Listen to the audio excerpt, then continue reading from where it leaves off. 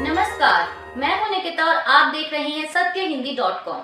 चलिए एक नजर डालते हैं अब तक की सुर्खियों पर। बीजेपी के वरिष्ठ नेता और देश के पूर्व उप प्रधानमंत्री लालकृष्ण आडवाणी को बुधवार देर रात दिल्ली के एम्स अस्पताल में भर्ती करवाया गया। समाचार एजेंसी पीटीआई के मुताबिक 96 वर्ष के आडवाणी को एम्स के प्राइवेट वार्ड में भर्ती कराया गया और यूरोलॉजी विभाग के डॉक्टर उनका इलाज कर रहे हैं। आडवाणी को किन कारणों से भर्ती करवाया गया, इसे लेकर अभी कोई पुख्ता जानकारी सामने नहीं आई है। मीडिया रिपोर्ट्स के मुताबिक उनकी हालत स्थिर है और वो डॉक्टरों की निगरानी में हैं। दिल्ली के शराब घोटाला मामले में जेल में बंद मुख्यमंत्री अरविंद केजरीवाल को दिल्ली के राउज एवेन्यू कोर्ट ने 3 दिन की सीबीआई हिरासत में भेज दिया है। बुधवार को कोर्ट की इजाज़त के बाद सीबीआई ने दिल्ली के मुख्यमंत्री अरविंद केजरीवाल को औपचारिक रूप से गिरफ्तार कर लिया।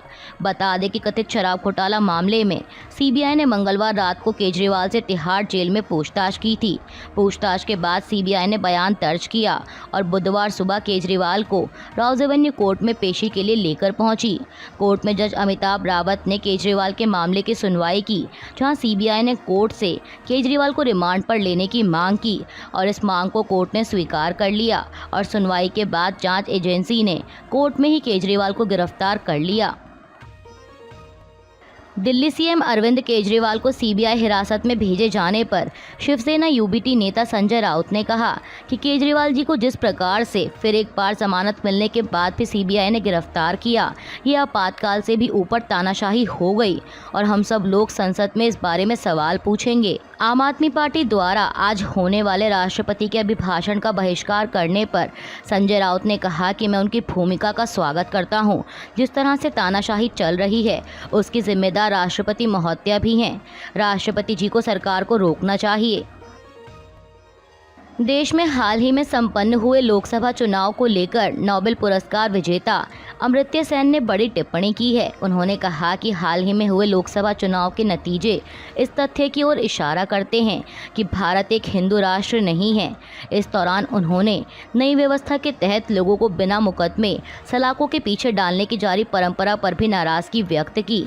दरअसल अमर्त्य सेन कल शाम बुधवार को अमेरिका से कोलकाता पहुंचे। इस दौरान उन्होंने नेताजी सुभाष चंद्र बोस अंतर्राष्ट्रीय हवाई अड्डे पर पत्रकारों से बात करते हुए कहा कि भारत एक हिंदू राष्ट्र नहीं है। यह हाल ही में हुए लोकसभा चुनाव के नतीजों में परिलक्षित हुआ है। 90 वर्षीय सेन ने कहा कि मुझे नहीं लगता कि भारत को हिंदू राष्ट्र में बदलने का विचार उचित है। प्रख्यात अर्थशास्त्री ने कहा कि हम हमेशा हर चुनाव के बाद बदलाव देखने की उम्मीद करते हैं। भाजपा के नेतृत्व वाली केंद्र सरकार के दौरान लोगों को बिना मुकदमे के सलाखों के पीछे डाला गया। अमीर और गरीब के बीच की खाई को बढ़ाया गया, जो आज भी जारी है। ऐसे में राजनीतिक रूप से खुले विचारों वाले होने की जरूरत है, खासकर तब जब भारत एक धर्मनिरपेक्ष संविधान वाला एक धर्मनिरपेक्ष देश है। आर्टिकल 19 इंडिया द्वारा एक्स पर किए गए एक ट्वीट के मुताबिक एक दलित युवक के साथ कथित मारपीट का हैवानियत भरा मामला सामने आया है। पोस्ट में लिखा है, इस देश में दलित होने की ऐसी सज़ा, ऐसी हैवानियत। छतरपुर जिले में दलित युवक ब्रजेश अपना रेस्टोरेंट बंद करके देर रात पैदल अपने घर लौट रहा था। रास्ते में 4 लोगों ने कट्टे की नोक पर उसका अपहरण कर लिया और उसे शहर से दूर ले जाकर उसके खून से अपनी प्यास बुझाई। बारी बारी से सबने उसे पीटा, पहले बेल्ट और डंडों से, फिर नंगा कर लात घूंसों से पिटाई की। उसे धमकाते रहे कि पुलिस में ना जाए, किसी से पिटाई के बारे में कुछ ना कहे। दलित युवक हाथ जोड़ता रहा, लेकिन आरोपियों ने उसे गाली देते हुए पीटना जारी रखा और थक जाने के बाद दबंग गुंडे उसे खून से लथपथ हालत में छोड़कर चले गए। ब्रजेश 4 दिनों तक अस्पताल में भर्ती रहा। इस घटना का वीडियो सोशल मीडिया पर वायरल हुआ, तब जाकर पुलिस हरकत में आई। पोस्ट के मुताबिक आरोपी देवा ठाकुर को गिरफ्तार कर लिया है और अन्य आरोपियों की तलाश की जा रही है। आगे लिखा गया है कि मुख्य मीडिया से ये समाचार गायब है। कांग्रेस नेता राहुल गांधी को लोकसभा में नेता विपक्ष बनाया गया है। इसके लिए उन्होंने कल बुधवार को एक्स पर एक वीडियो पोस्ट कर देश की जनता, पार्टी कार्यकर्ताओं और इंडिया गठबंधन के नेताओं को धन्यवाद दिया और साथ ही इस पद यानी लीडर ऑफ ऑपोजिशन का मतलब समझाया। राहुल गांधी ने कहा कि देश की जनता, कांग्रेस के कार्यकर्ताओं और इंडिया गठबंधन के नेताओं का मैं दिल से धन्यवाद देता हूं। उन्होंने आगे कहा कि मुझसे किसी ने पूछा कि मेरे लिए लीडर ऑफ ऑपोजिशन का क्या मतलब है। कांग्रेस नेता ने कहा कि लीडर ऑफ ऑपोजिशन आपकी आवाज़ है, आपका औजार है। जो भी आपके दिल में भावना है, समस्याएं हैं, लीडर ऑफ ऑपोजिशन के माध्यम से मैं लोकसभा में आपके लिए उठाऊंगा। राहुल ने कहा कि हिंदुस्तान के गरीब लोग, दलित, आदिवासी, पिछड़े, अल्पसंख्यक, किसान और मजदूर, मैं आपका हूं। संविधान से आपकी रक्षा होती है और जहां भी सरकार ने संविधान पर आक्रमण किया, संविधान को दबाने की कोशिश की, वहां पूरे दम से संविधान की हम रक्षा करेंगे। मैं आपका हूं, आपकी आवाज़ संसद में उठाएंगे। पश्चिम बंगाल के बीजेपी नेता शुवेंदु अधिकारी ने राज्य की टीएमसी सरकार पर निशाना साधा है।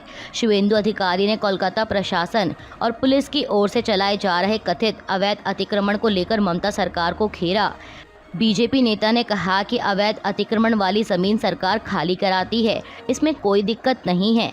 समस्या ये है कि वो गरीब हॉकर लोगों को हटा रहे हैं और इसमें भी खासकर हिंदू हॉकर को हटाया जा रहा है।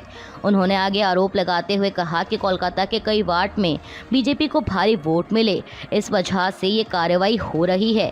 ये कार्रवाई पूरी तरह से राजनीति से प्रेरित है। ये लोग पहले हिंदू लोगों को उठा रहे हैं, इसके बाद रोहिंग्या को बैठाएंगे। उन्होंने कहा कि टीएमसी डेमोग्राफी बदलने की कोशिश कर रही है। इसके साथ ही बीजेपी नेता ने ममता बनर्जी की सरकार को चेतावनी देते हुए पुलिस प्रशासन की ओर से की जा रही कार्रवाई पर तुरंत रोक लगाने की मांग की।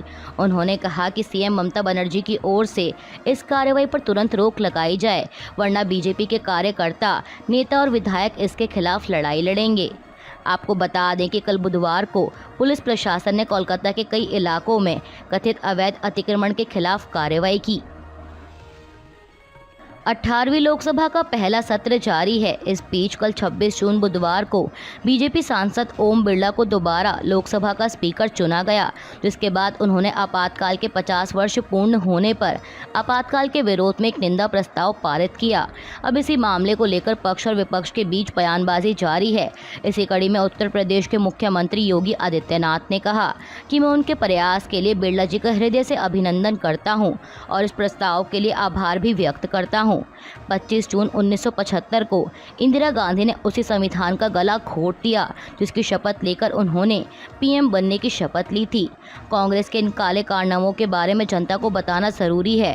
कांग्रेस का वर्तमान नेतृत्व जो आज संविधान और आरक्षण खत्म करने के नाम पर देश को गुमराह करने का प्रयास कर रहा है।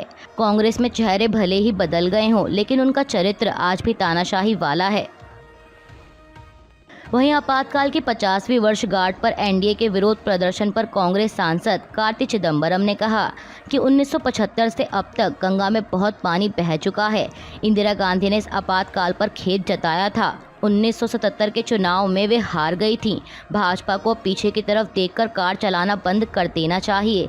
यह काफ़ी आश्चर्यजनक है कि सत्ता पक्ष क्यों विरोध कर रहा है। अगर वे विरोध करना चाहते हैं तो वे विपक्ष में आ सकते हैं और हमें मौका दे सकते हैं। हम खुशी खुशी इसे स्वीकार करेंगे। यह नया कार्यकाल शुरू करने का तरीका नहीं है। आपातकाल का मुद्दा खत्म हो चुका है। हमें आज संस्थाओं के गला घोटने के बारे में बात करनी चाहिए। हमें हमेशा 45-48 साल पहले हुई किसी घटना पर ध्यान देने की बजाय इन चीज़ों पर बात करनी चाहिए। वहीं समाजवादी पार्टी प्रमुख अखिलेश यादव ने कहा कि बीजेपी ने आज जो कुछ भी किया है वह सिर्फ दिखावा है। आपातकाल के समय सिर्फ वे ही जेल नहीं गए थे, बल्कि समाजवादी पार्टी और अन्य नेताओं ने भी उस समय को देखा है। अखिलेश ने कहा कि हम कब तक अतीत की ओर देखते रहेंगे। आपातकाल को लेकर जारी बहस पर निर्दलीय सांसद पप्पू यादव ने कहा कि मुझे समझ नहीं आता कि बीजेपी के पास विकास के लिए क्यों कुछ नहीं है, बीजेपी के पास नीट के लिए क्यों कुछ नहीं है, भाजपा के पास पेपर लीक, महिलाओं, महंगाई पर कुछ क्यों नहीं है। आज के दिन जब स्पीकर का चयन हुआ और एक बेहतर संदेश दिया गया, वहाँ भी रंग में भंग और पहले दिन ही आपने कह दिया कि तकरार के रास्ते ही आगे काम होगा, तो आप क्या उम्मीद करेंगे। आपने पहले दिन ही सदन का राजनीतिकरण कर दिया। स्पीकर को आपने पार्टी के एजेंडे पर बाध्य कर दिया। अपने विवादित बयान के चलते इंडियन ओवरसीज कांग्रेस के अध्यक्ष पद से इस्तीफा देने वाले सैम पित्रोदा को एक बार फिर इस पद की जिम्मेदारी सौंपी गई है। कांग्रेस ने सैम पित्रोदा को एक बार फिर से इंडियन ओवरसीज कांग्रेस का अध्यक्ष बनाया है। पार्टी महासचिव केसी वेणुगोपाल ने प्रेस रिलीज जारी कर इसकी जानकारी दी। दरअसल आपको बता दें कि सैम पित्रोदा ने लोकसभा चुनाव के दौरान 8 मई को एक इंटरव्यू में कहा था कि हम भारत जैसे विविधता से भरे देश को एकजुट रख सकते हैं, जहां पूर्व में रहने वाले लोग चाइनीज जैसे दिखते हैं, पश्चिम में रहने वाले अरब जैसे, उत्तर में रहने वाले मेरे ख्याल से गोरे लोगों की तरह दिखते हैं, वहीं दक्षिण में रहने वाले अफ्रीकी जैसे लगते हैं। इससे फ़र्क नहीं पड़ता, हम सब भाई बहन हैं। उनके इसी बयान के बाद देश में काफ़ी हंगामा हुआ था। भाजपा ने इसे नस्लीय टिप्पणी बताते हुए कांग्रेस को जमकर घेरा था, जिसके बाद कांग्रेस पार्टी के वरिष्ठ नेता जयराम रमेश ने सैम पित्रोदा के बयान से किनारा कर लिया और शाम होते होते पित्रोदा ने इंडियन ओवरसीज़ कांग्रेस के अध्यक्ष पद से इस्तीफा दे दिया। सैम पित्रोदा को दोबारा इंडियन ओवरसीज़ कांग्रेस का अध्यक्ष बनाए जाने पर कांग्रेस महासचिव जयराम रमेश ने कहा कि हाल ही में चुनाव प्रचार के दौरान सैम पित्रोदा ने कुछ ऐसे बयान और टिप्पणियां की जो कि भारतीय राष्ट्रीय कांग्रेस को बिल्कुल भी स्वीकार्य नहीं थी। आपसी सहमति से उन्होंने ओवरसीज़ इंडियन कांग्रेस के अध्यक्ष पद से इस्तीफा दे दिया। इसके बाद उन्होंने स्पष्ट किया कि किस संदर्भ में बयान दिए गए थे और बाद में मोदी अभियान द्वारा उन्हें कैसे तोड़ मरोड़ कर पेश किया गया। जयराम रमेश ने कहा कि कांग्रेस अध्यक्ष ने उन्हें इस आश्वासन पर फिर से नियुक्त किया है कि वे भविष्य में इस तरह के विवादों को जन्म देने की गुंजाइश नहीं छोड़ेंगे।